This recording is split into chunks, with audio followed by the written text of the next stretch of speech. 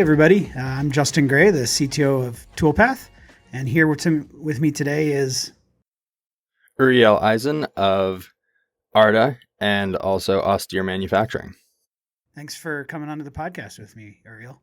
Absolutely. Thanks for inviting me on. Yeah, so excited to chat through this. I asked you to come on today so that we could go pretty nerdy into Kanban, and my path here was a little bit unique. I was in the middle of a webinar, or prepping for a webinar for Toolpath with Ben, and we broke a bunch of end mills.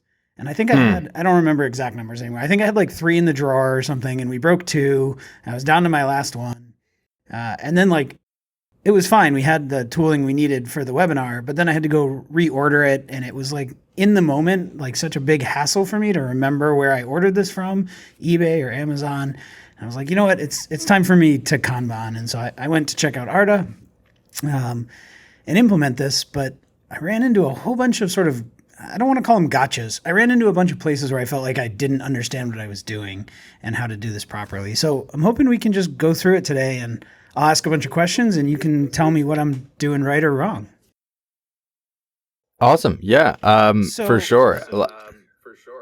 Yeah. Go ahead.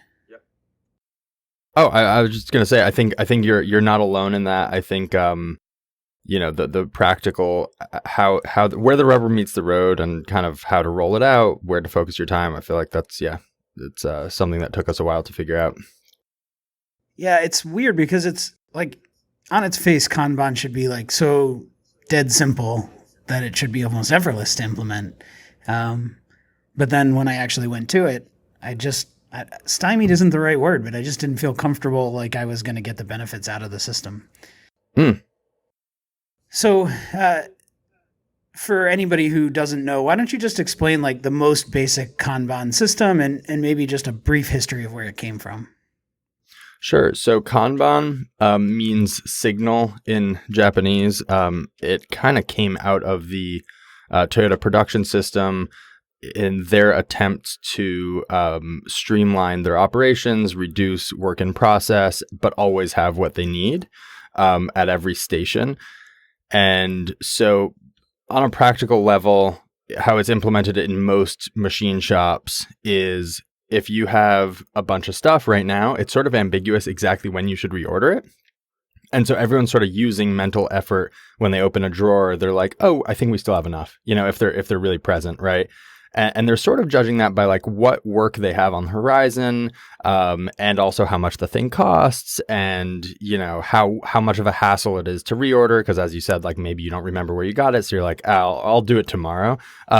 And that ambiguity is all eliminated if you just take a physical card and tuck it into the inventory at the point when you want to trigger that reorder. And that's at its most basic what it comes down to. What's convenient about that card is it doesn't really disrupt your work as you're going through the inventory. If you hit the card, all we're asking you to do, and by we I mean Toyota or someone, I don't know, is take it out, drop it in a bin, and then at the end of the day, you can go through that bin. Now, once you have that card, it becomes convenient to write information on it that just makes the reordering process more efficient.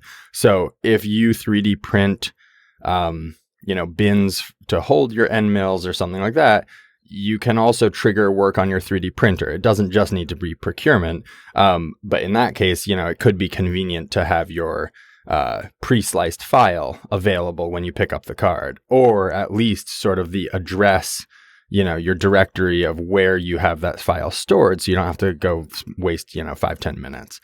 And the net effect of putting that in place just tends to be you stop stocking out, you stop having to run around the shop to check on things, that kind of thing. That wasn't very brief, but hopefully that's The 3D printer file one was, I heard you guys talking about that on Incremental, and that was like, oh, absolutely, that saves me so much time. So as a system, it sounds like, so very basic. I make a card and I put it in the drawer, and then when I get to the point in the bin where I see the card, I drop those cards in another bin, which I guess is a key point. I have to have some kind of centralized location or more than one centralized location to drop the order cards into. Yeah, so we've sort of iterated on this for sure. I started using Kanban at Austere Manufacturing. Read about it in a book. We ran out of a 3-cent plastic bag and couldn't ship a $3,000 order, which was a bummer. But that's really just one example of a problem I'm sure everyone has had. And even if you're not having the problem, you're not having the problem because someone or many people are sort of actually wasting quite a bit of time trying to stay ahead of the problem. And so what we've found is, so we have a central, like in our current state, and it's gone through a few versions, but in its current state, we have a station for sort of handling those external orders. So it has one bin, as you said, that's like, what do we need to order? Then, because we're using Arda to process them, we have a second bin of things that have been scanned into the Arda cart, and then a third bin for when they're ordered and waiting on receiving. Now, that third bin, because we use, we don't place any orders without a card. And so, I mean, unless it's for like a CNC or like a sandblaster or something, right? Which we don't have Kanban. So then that third bin just started having a lot of cards in it. And so now we've added a grid of bins near where we do receiving for our most common vendors. That way, when an item comes in from McMaster Car, you're not going through this big wad of cards. You just pick up the ones from the McMaster Car bin. So that's kind of how we've been working it. Before we were using Arda, we just had one less bin because it was either wasn't ordered or was ordered. And that's when we were just doing like Sharpie and an index card. I don't know why you just broke my brain a little bit. I was at Send Cut Send last week, and they had one ma'am and 3 more got delivered. And wow. Now I feel like it's my mission to get the Send Cut Send guys to build a Kanban card for ma'ams. Yeah, I think that makes a lot of sense. Like put the card on like the last pallet of the 4th ma'am, and the first time you have to put right on that pallet, then you have to buy another ma'am. I feel like that has to happen now. That would be amazing. I think that's definitely something that needs to happen. Okay, so I am effectively the only person doing ordering in my shop. Toolpath has kind of a weird shop. It's an R&D machine shop. We use it to test out machining strategies and make sure our software is working properly. And most of the time, it's really just me here, and about half the time we have Ben here as well. But he doesn't do that much ordering. He does some.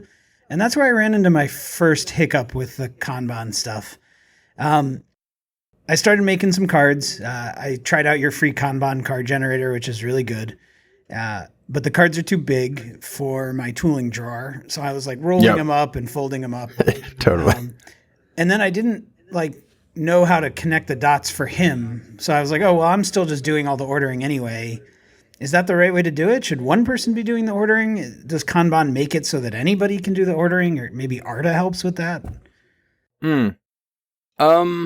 I think I've seen all of the above. I love the saying that I heard from Ryan Tierney at Seating Matters.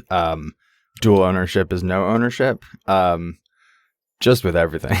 but in deploying Arda at a bunch of companies now, we definitely have started making the recommendation more and more that one person should own scanning and ordering. That doesn't mean people can't chip in, but that if they do chip in and there's a failure, it still falls on that person to sort of make sure the work is getting done, make sure people are trained, etc.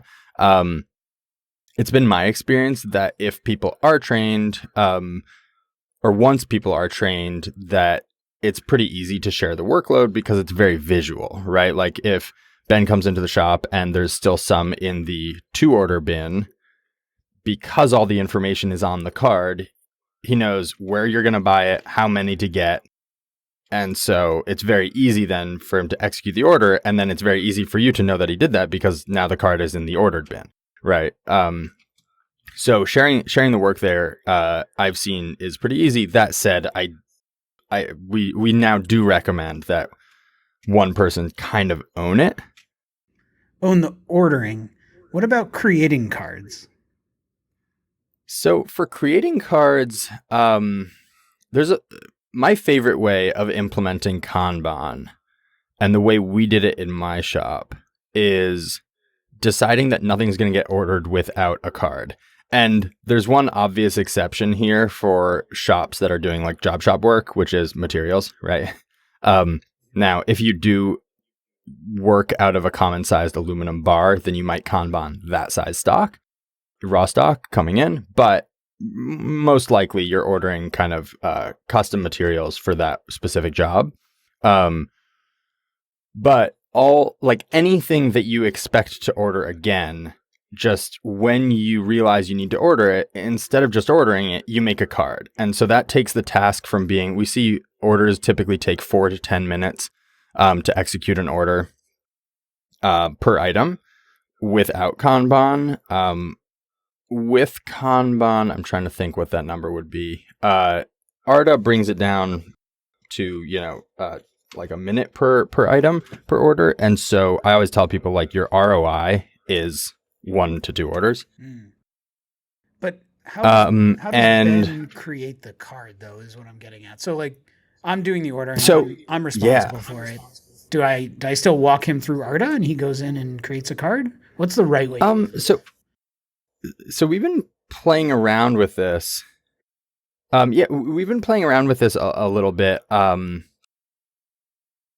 One of the things that's really advantageous, I would say, about Kanban is that you actually don't need complete information on the card when you create it, right? So like if Ben realized, oh, we're running low on the grease for the CNC, you just write like CNC grease on the top of an index card.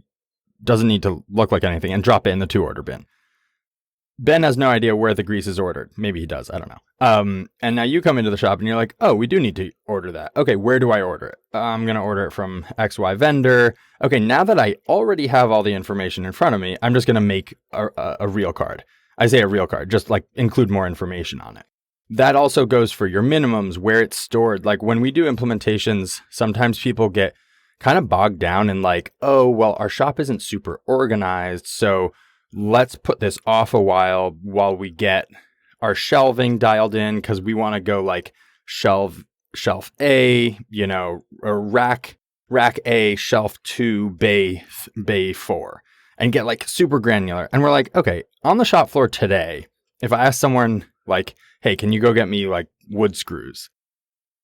Do they consult a database? No, they just know where the wood screws live. They walk over there and grab them. So whatever the colloquial term is for that area of the shop, you can put that in. You can leave it blank. You can, big blue shelf, or you can just say like woodworking area, or, in this case, like tool crib or CNC1, or like you don't have to get granular. I always recommend like less is more, right? You have a lot of fields on a card, but you don't need to fill them up.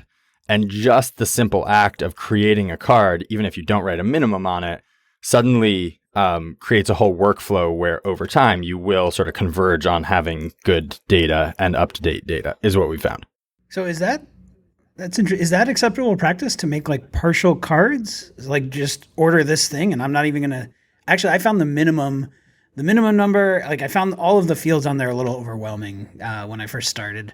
I was like, I don't actually know what my minimum number is. I don't know what the lot size, like I didn't know what all the fields meant, nor do I know how to size any of those things properly. I didn't think about just skipping them and shoving a card with a URL in the drawer and being like, okay, I'll deal with the rest of this later. That's interesting. Yeah, 100. Yeah, I mean, that's great feedback, and we should definitely probably promote that more, because I feel like, you see 5 fields, you're like, all right, well, I need all 5 filled out before it's worth making a card.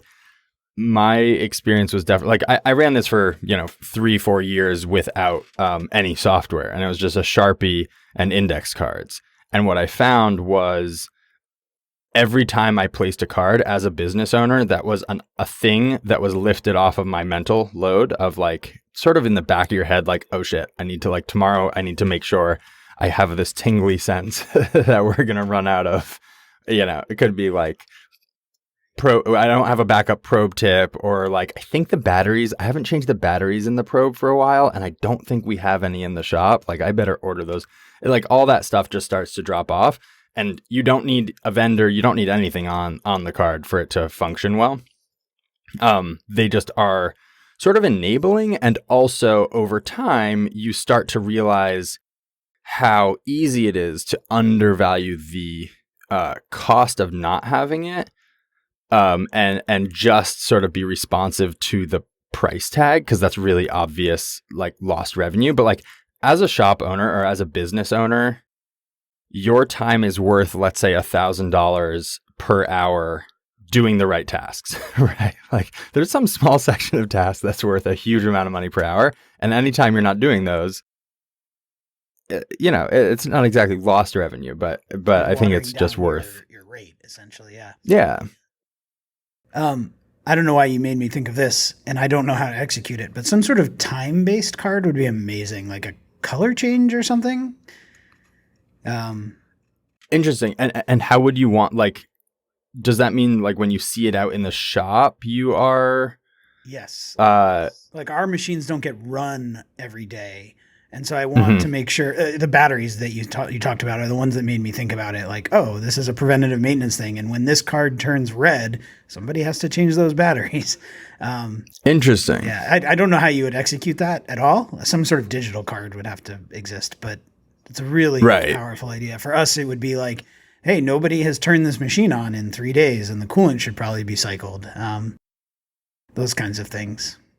So that is typically like just to continue pulling on the Toyota production system. I don't know if you're familiar with the term Kamishibai board. We talk about it in depth on my, I do a podcast, Incremental, about those topics. The Kamishibai board are more like time-based, regular items that need to get kind of executed. To be fully transparent here, we have a Kamishibai board and have not really, like, our compliance is not good. So right.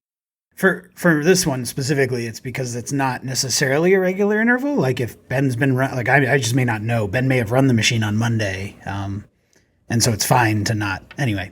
Yeah, that was just a side note. I didn't expect that Kanban solved that problem. I was thinking about how to change cards somehow though, like time-based chip cards.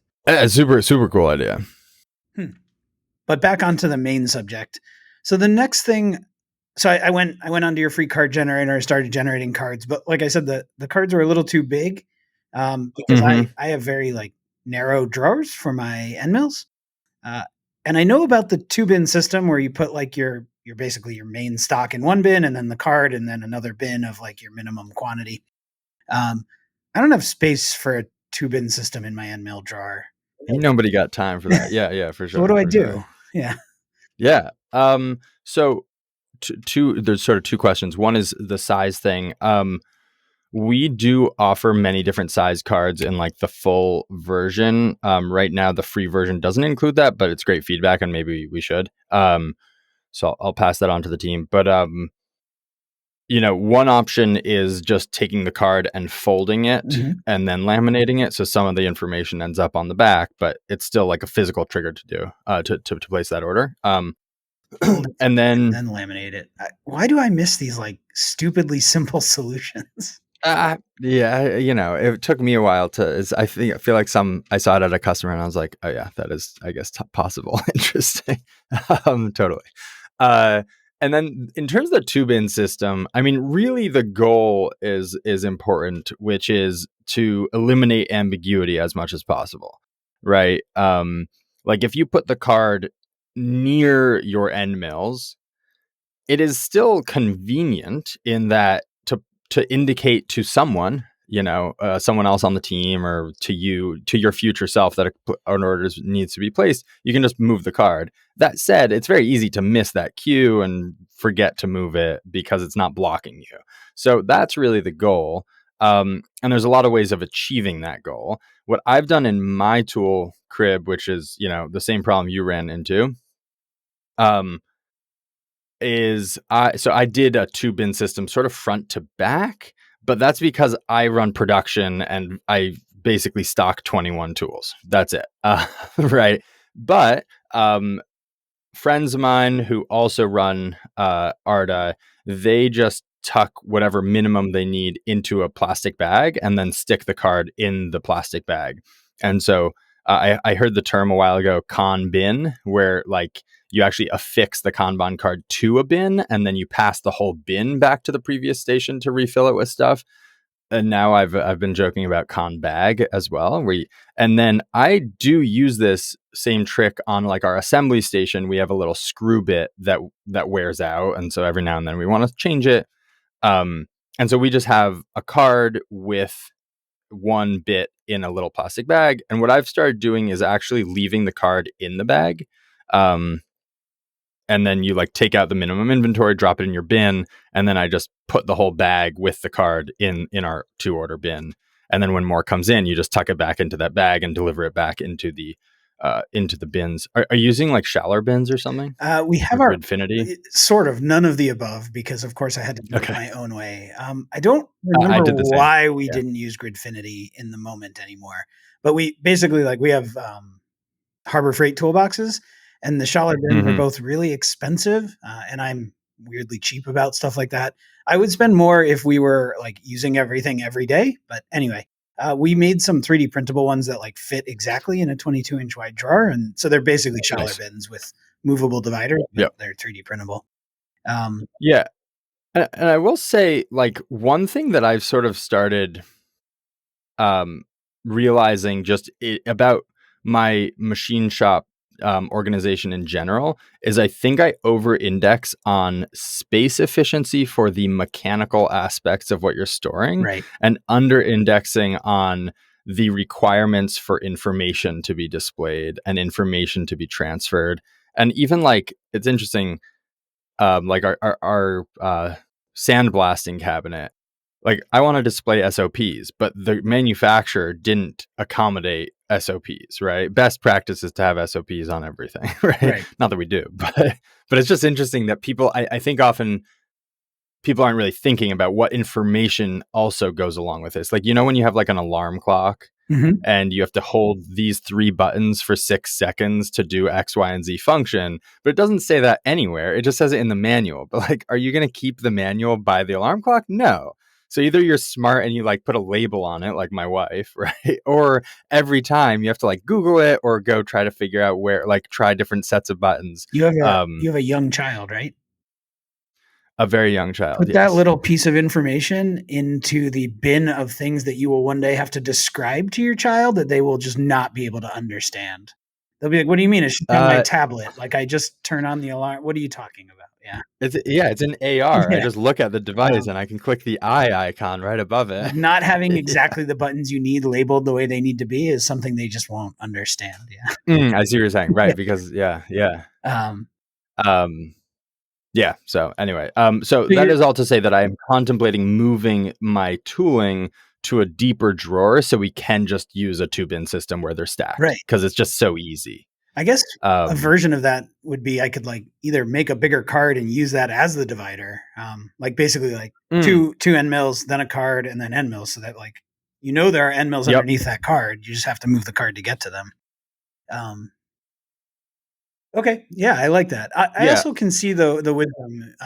I mean, I've been in a couple of shops that have like 5 toolboxes full of end mills, and so like the thought of expanding that to 10 toolboxes full of end mills or like making them twice as tall seems, I don't know, out of reach. How much of sure end mills get used on a regular basis though? Like, Totally. That said, I think actually, I'm glad you brought that up. I think a lot of people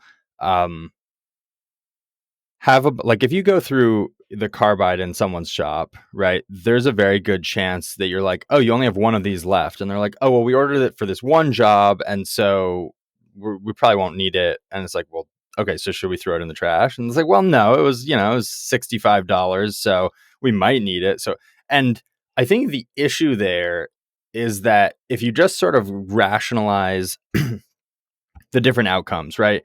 If you're counting on it being there and you program a job where you're going to use that and then it breaks, like, so now you're overnighting something, like from what I've seen, either you want the thing there or you don't want it there, right?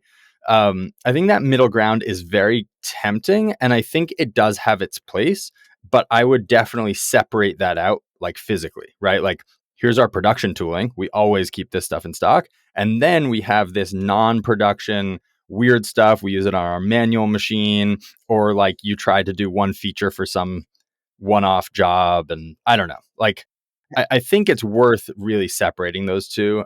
Even so, like we have customers who have, 500 plus tools that are all Kanban, and they are just like, yeah, if we are counting on having them in stock, then they're in stock, and we know we can count on them. And we know that if the programmer pulls them from our library and then we go to run them, that we actually have enough there.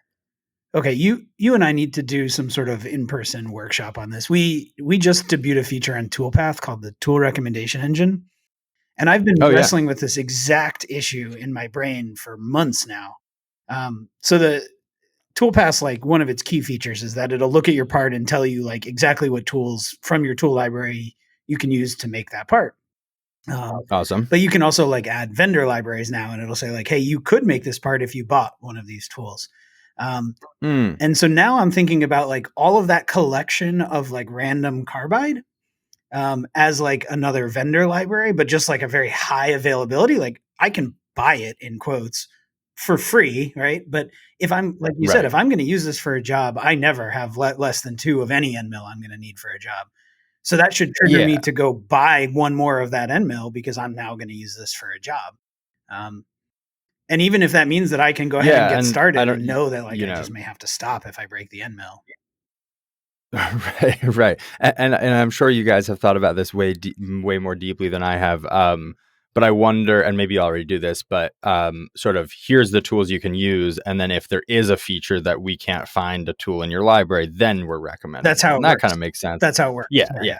That's awesome. So then it's not just like arbitrarily expanding the number you need on hand. You can actually have like 3 levels of priority of tools in your own shop. So like the way most people think about it is like core tools in the machine all the time. And then standard tools would be like built next to the machine, ready to go in. And then like tools in a drawer that I own and I'm fine using, like I have them Kanban, but I have to like assemble a tool for it. And so Toolpath will try to like prioritize the ones in the machine first, and then the first, second, third. That's awesome. And then only then, if it like really can't find a tool, will it look in the recommendation engine. That's awesome. We haven't yet assigned priorities to the recommendation engine. That is coming because you may want to use your in-stock sort of carbide store of random tools. So I'm like now super excited to think about how to deal with that. Like that says those should be Kanban, but just with like a minimum order or a minimum quantity of 1, I guess. And then as soon as you use that, you have to buy 1 more, or however many more you feel in that moment, I guess. Yeah. And I think there's also just a practical mix of like the cost and space. Like if you're ordering 1/8-inch end mills, right, just $12-15 per end mill, and they're tiny. I think you're more willing, and it's actually more rational because they're easy to break, to keep, more than just one. But then if you have like a big chunky thing that's $300, you kind of don't want to be sitting on 5 of those. Right. Because it also like it won't fit in your drawer. Which actually, I don't want to forget to mention this. The physical logistics of your shop are really important when sizing the numbers on your card, like when filling out the minimum and reorder. Because if you are, let's say you have a Schaller bin or homebrew 3D printed bin, when you get down to 2, you go like, oh, we get a bulk discount at 10 comes in, like they don't all fit in the bin. So now you're putting some somewhere else. Now you'll either forget they're there or always think like, oh yeah, I have more backups. It is way more efficient to just go like, when we're down to 2, we're going to order the amount that we know will fit into the bin, right? Or down to 2, we'll order 2, but just like actually considering and including like what fits on your shelf. Like we see this often where people don't like running out, so they order too much and then it doesn't fit on the shelf. Then they're spending labor hours, searching, storing it elsewhere. So yeah, just like getting the mechanical logistics right, I think saves time. I think the labor hours, it's obvious, and you always talk about this when I listen on your podcast about how it's saving labor, but somehow I think that connection gets lost in the like implementation of Kanban. Mm, Like in the moment, the reason I like finally bit the bullet and was like, I need to Kanban was because I was frustrated trying to remember where I needed to order this stupid end mill while I was in the middle of 100%. something like very demanding. But Right. 90% of the time, like I'm not in the middle of something super demanding when I'm ordering. But like you said, if I can reduce my average order time from 4 minutes to 1 minute or whatever it is, that time Yeah. adds up over time. And everywhere else in my shop, like the lean benefits, I value them very highly, but it for some reason ordering the time it took to place an order didn't occur to me. It Mm, didn't feel like it was wasted time. yeah, I think it feels creative and also like you are achieving a goal. Right. Yeah, that's true. And just, Yeah. yeah, My goal of it's driving not like, my oh, bank this. account to zero. Yeah. Exactly. Yeah. So minimum order Someone's got to quantity do or it. minimum quantity and minimum order quantity. And I've heard you talk a little bit about like, well, if the manufacturer supplies them in a pack of 5, then just order them in a pack of Yeah. 5 or whatever. Hmm. Don't like waste time like buying, or if your minimum order quantity or your minimum quantity in the bin is 2, don't buy 5 and then count out 2. Like you're just wasting time. So I guess the flip side to that would be willing to design your storage around your minimum order quantities. Like make your bin big enough for 10 end mills, right? Like, yeah.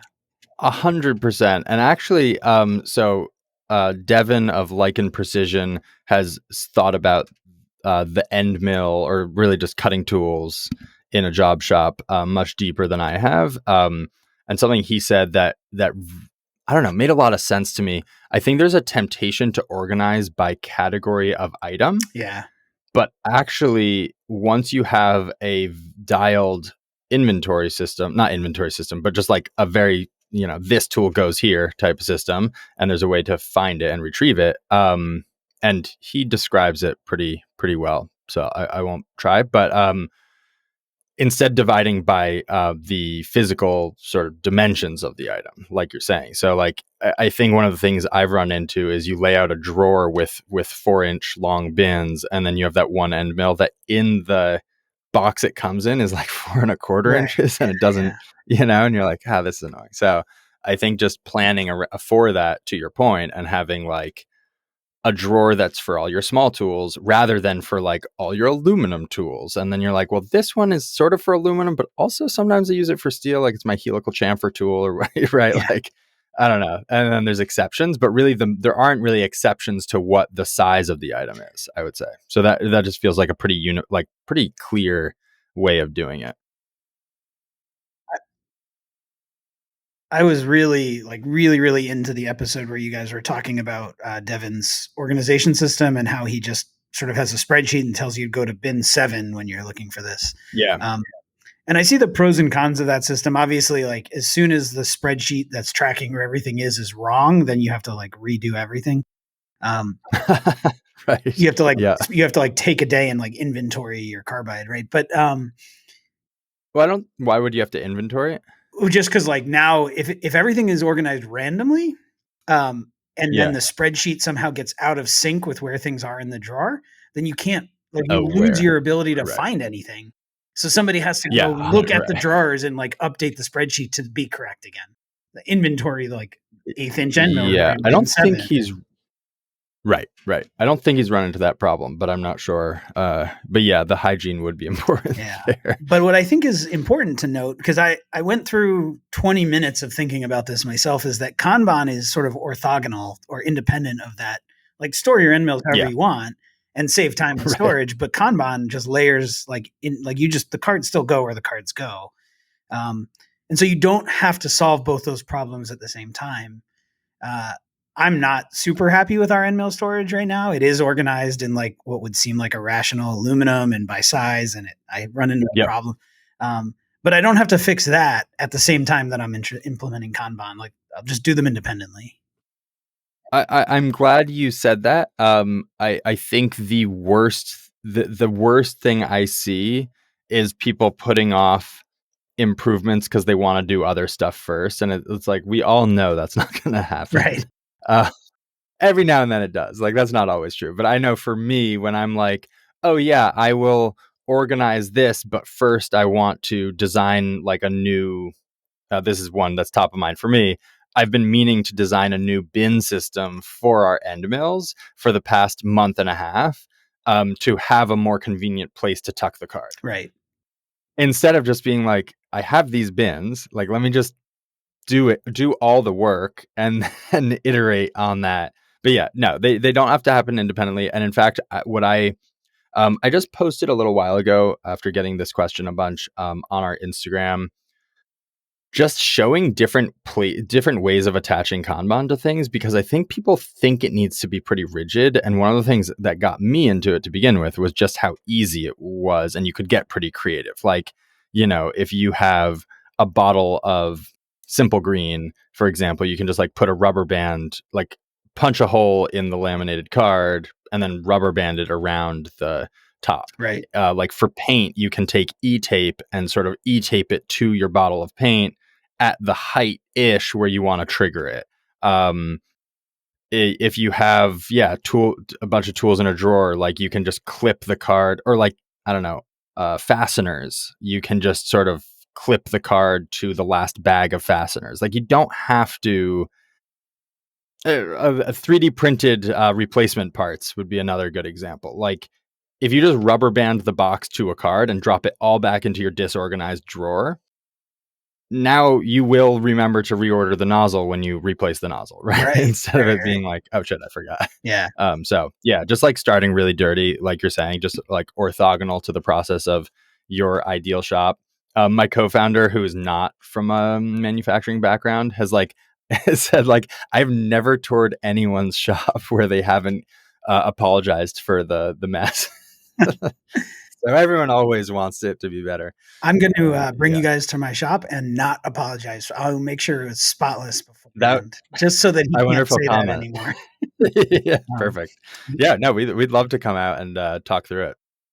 Okay, so I'm going to do Arda. I'm going to take this. I'm not even going to worry about order quantity. I'm going to go on your website. I'm not going to fill out the order quantity. I'm just going to put like some sort of sensible title for the thing. I'm going to grab a picture, which sometimes takes longer than it should, but you guys have a nice feature where you'll pull in the picture from Amazon or McMaster, I think, right? So, and then now let's talk about like where this QR code or where the information for ordering should go, and a little bit about convergence, because that was another thing you talked about with Arda that really hit home for me, about like when you design a system to keep it minimal. So if I'm not using Arda, let's say I'm rolling my own Kanban system, I could write order from Amazon on the card, right? Or I could print it and put the actual link on there.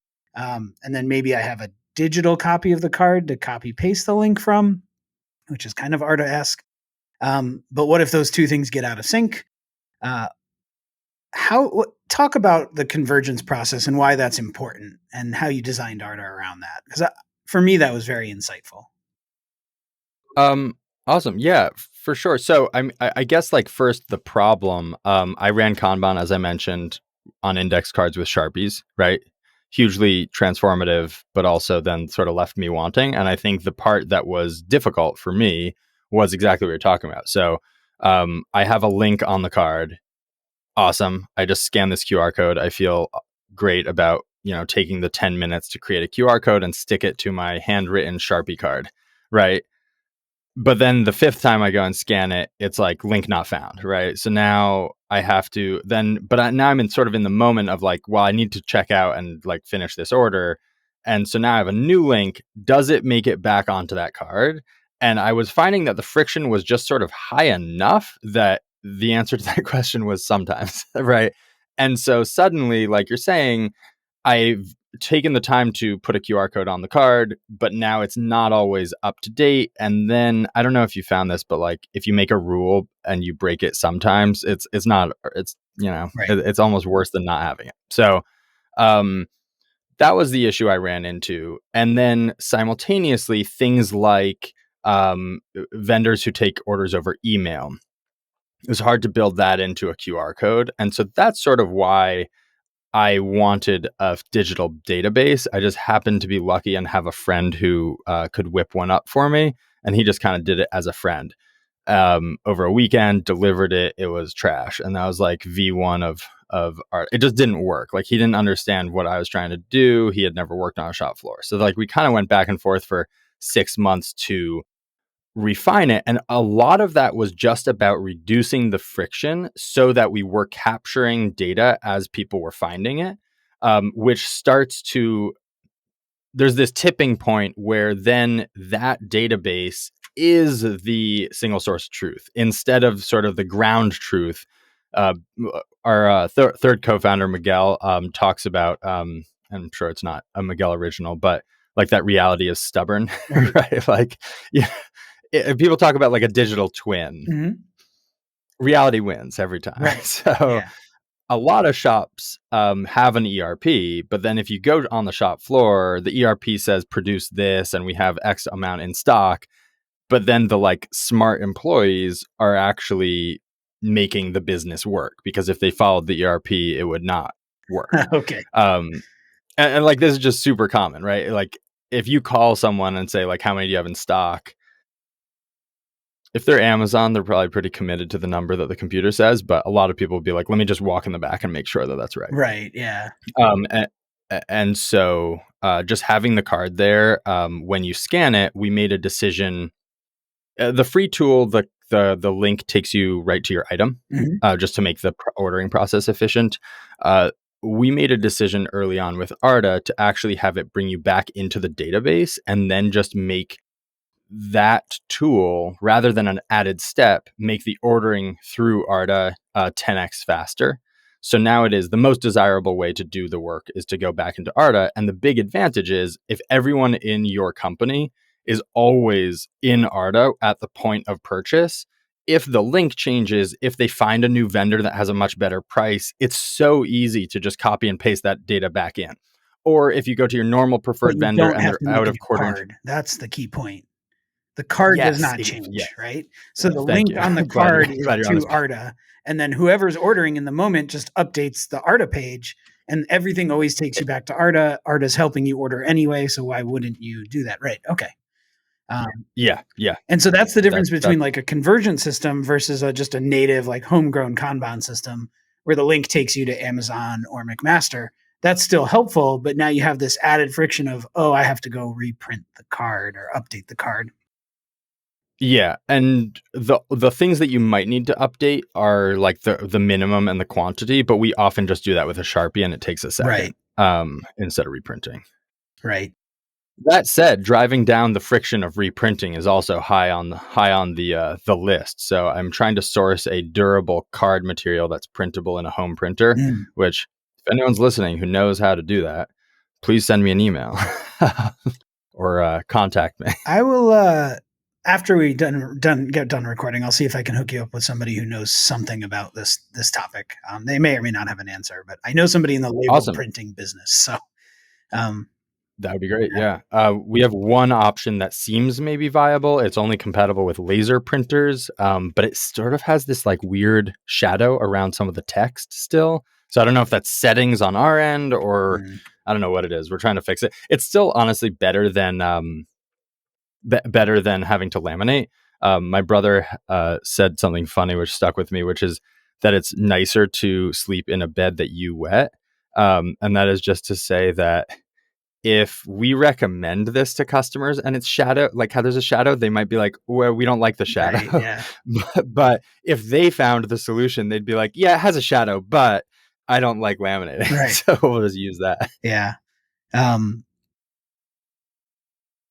I think that brings us to like a pretty critical topic, which is, and you mentioned exceptions a little bit. You said like, if you break the rule, then it might as well not be a rule.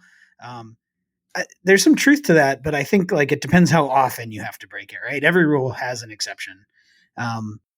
So do I have to laminate every card? Is that a rule? Or does everything have to be Kanban? Is that a rule?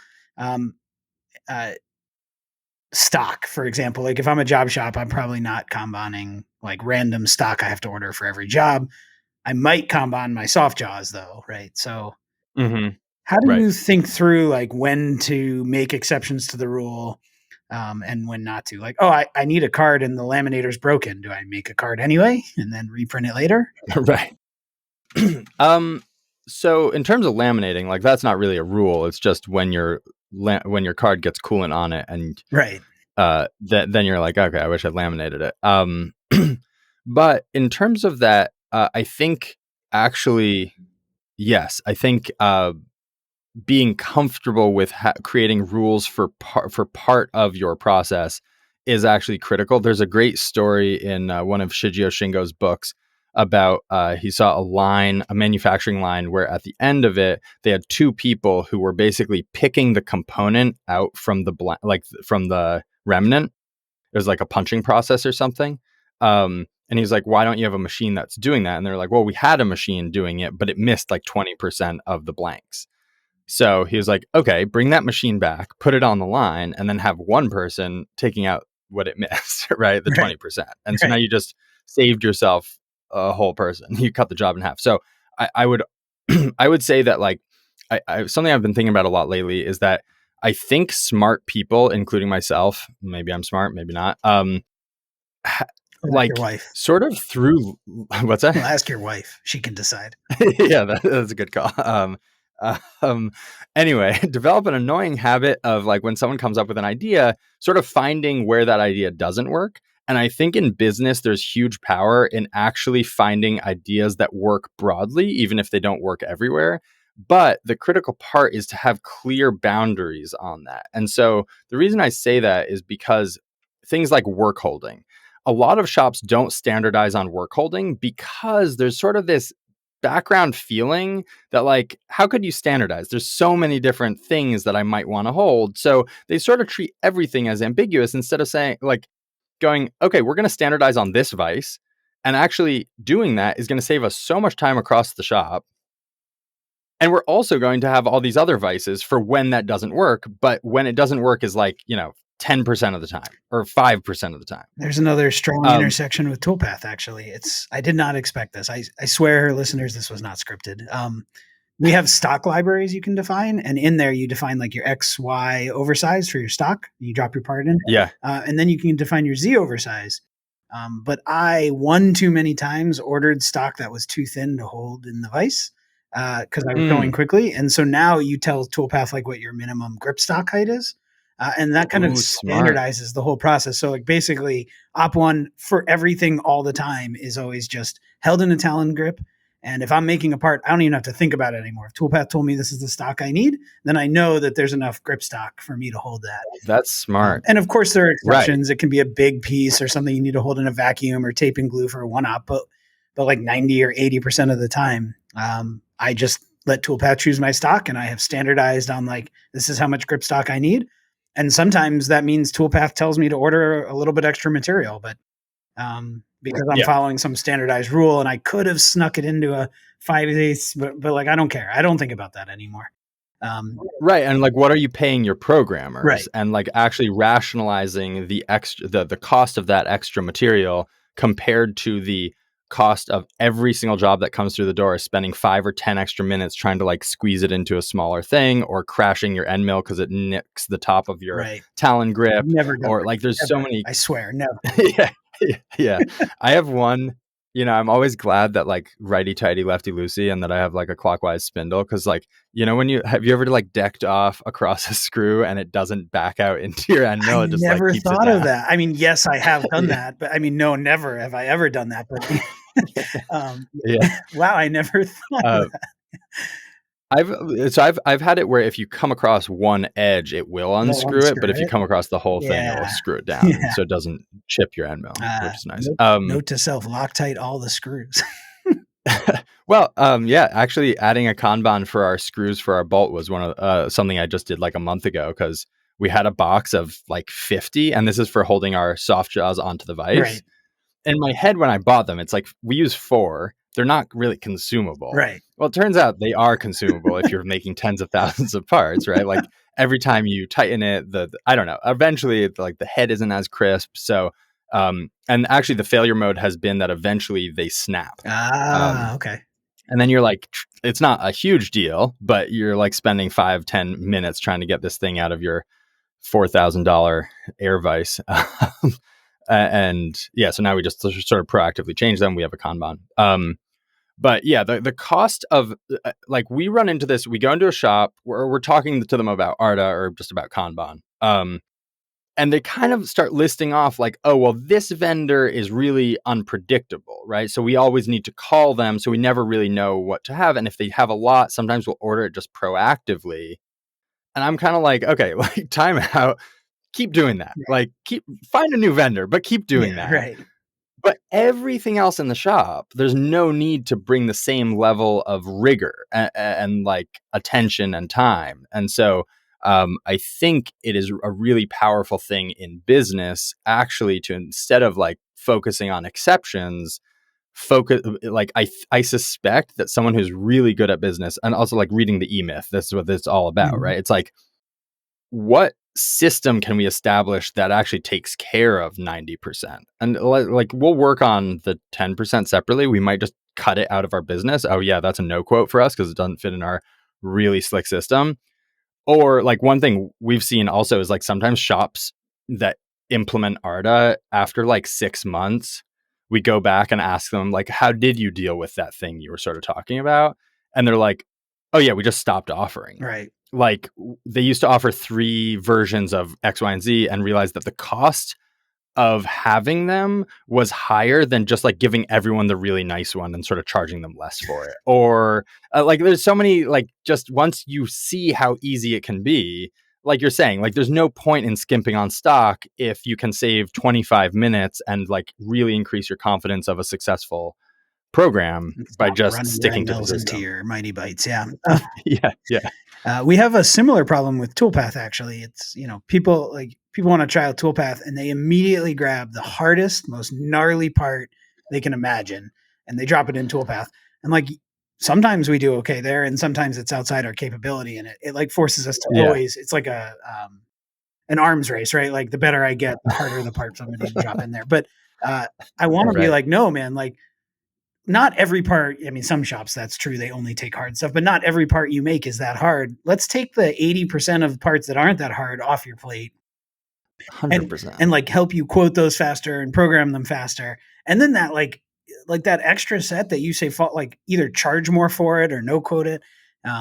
We haven't figured out how to, I mean, some people naturally are just going to throw the hardest thing at it they can because they want to see what this AI thing is all about. But yeah, it's a weird parallel there for sure. Yeah, I think it's just like, I don't know what it is. I don't know why it is, but I think like that's how my brain works anyway. Like someone brings up an idea, even in just like a meeting or like brainstorming session, it takes a lot of effort to not be like, oh, well, that won't work because of X. Right. Yeah. And like in brainstorming, you're sort of meant to be like, no bad ideas. Let's just throw a bunch of stuff up on the wall. But even in that context, it's so easy to be like, oh, no, that's out of budget, or that one is going to take too long. I don't know. We've all spent sort of our whole like lives getting attacked. So now all we do is attack everything. I think that's what it comes down to. Yeah. Or getting rewarded for like sometimes in a meeting, like whoever, I don't know. Yeah. There's a lot of weird dynamics. Yeah. Anyway, here we are. So what I've learned here is that like you can take Kanban to the lowest common denominator at like every step, right? Like if I don't know what my minimum order quantity should be, or if I've never heard that term, or what minimum lot size is or whatever, I just leave it off the card, right? Like all I need is the name of the thing. And like, if I don't want to put a picture on, I don't put a picture on. If I don't want to do a QR code, I don't do a QR code. And you can incrementally add that stuff in as you go. So I'll make the card as simple as I can. If I don't want to do a 2-bin system, great. If I do, there's lots of options. I could use baggies or the note card separator. We don't have to like reinvent our entire shop just to implement Kanban. Like implement Kanban now and then reinvent your shop later when that becomes a bottleneck. In all the free time you have from implementing Kanban, right, you can organize your shop. Yeah. Yeah. And then don't look for Kanban to solve the hardest problem in your shop. Have it solve the easiest problem. Wouldn't it be great if I never, ever, ever ran out of toilet paper again? And it wasn't something that I had to pay attention to on my way out the door of the shop on Thursday afternoon when I'm late for picking up my kid from soccer. So like that lowest common denominator. Yeah. It's an important, I had never thought about it that way. I think that's right. And all the I feel like we should hire you for marketing. Your messaging, I have my head so far, like just been in it too long and talk about the theory and everyone's eyes glaze over. So yeah, that's essentially it. I would just, the one thing I would say is we have been very unsuccessful with that last piece of saying, start with your janitorial products. And Yeah, I okay. think that's because you should be like people in sales always say like sell a painkiller, not a vitamin, Right. right? We've found the best success with companies who run out of stuff that literally ships to the customer. Got it. We've found the second tier success with, and this is like job shops, where we are making sure they don't run out of stuff that immediately acts on the stuff that goes in the box and ships to a customer. But the further you get removed from it, for some reason, even though like minutes saved in your day are minutes saved in your day, it doesn't matter where they come from, right? But yeah, I mean, there's a lot of people who are like, start with your janitorial products and learn there. I have yet to see a shop cared enough to put the time in to actually do that. So I think find the things that bug you. Like for you, right? The push was, oh shit, I just ran out of end mills and I'm about to do a live demo. Right. Like that was the push. It wasn't like, oh, I'm wasting 30 minutes running to the store for toilet paper. So that last piece, I would say start with what bugs you, and like the thing that you hate running out of or the thing you ran out of today, just put a card in there. It doesn't need to be from our free Kanban generator. It can literally just be a thing you write on a card. Just tuck it in, rubber band it to your minimum, tape it to your minimum, do whatever, like start dirty. And then over time, it's just going to get better and better. And all the minutes you're saving across the shop, you can kind of roll back into improvements. I have to admit, I had never thought of just having people in the shop like handwrite a note card that could then later be turned, like by the ordering person, turned into an official card. So this is a really exciting, actually, development from literally 12 hours ago. We built a feature in Arda where you can put a QR code on the wall, scan it, and people on the shop floor can request items to be added in. Mm-hmm. No one was using it. Right. Right. And so actually my co-founder is visiting one of our best customers, and he was looking at it, and the guy was like, well, it would be awesome if we could include a photo. And he's like, oh, we can totally do that. So now it's just like you snap a photo of the item, which of course has better information, Right. like the front of a box of screws from McMaster-Carr, Right. like has all, Yeah. you don't want just like a quarter 20 socket head. It's like, well, what coding do you want? What, all that stuff. So now it's just a photo.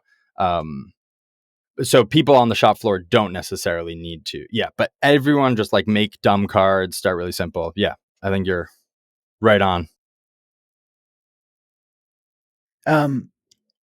Okay. I feel like ready to push Arda out or push Kanban out to my shop, and I'm going to give Arda a try. I actually admit that I started rolling my own cards before I knew That's awesome. your free card generator, but also because I wanted them to be small. And I didn't think about just folding them in half before I laminated them, which I think sounds a little cheesy, but like legitimately, this was a blocker for me. It was like, I want to do Arda, but I feel like I'm not doing it right. And I don't have time to I actually read a lot on Agile, which came from Toyota Production System. Most software developers actually don't know that our software development ethos was born in the early 2000s out of a group of guys who knew about the Toyota Production System. But I haven't yet made the time to go back one level there to learn about the manufacturing roots of that. And so I was like, I don't know how to do this right. So this was supremely helpful for me. That's awesome. Since I'm apparently your new marketing person, I think you should put a checklist and somehow condense this into 60 seconds for rules of Arda in your shop. And like a PDF and a QR code to a YouTube video. And that this is the absolute minimum you need to do. Sharpies on a card. Here's a box you need, put it on the wall. Don't put anything on there other than the name and a picture. I mean, whatever you think the rules are, but just how low can we get this friction? Because that would have helped me tremendously in the moment. Because that's awesome feedback. Yeah, if I was 60 seconds away from everything I needed to know to get started with Kanban and Arda, that would have gotten me over this hump, which then later took me days of well, I want to design the perfect card, and I don't know about this two-bin system thing, and I hadn't thought about cut a hole in a baggie and put it on a jug, right? Yeah. Like, Yeah. how much information can you, and you got to balance it, obviously, if you give too much, but like, I feel like there's a 60 seconds to Arda to commercial in there.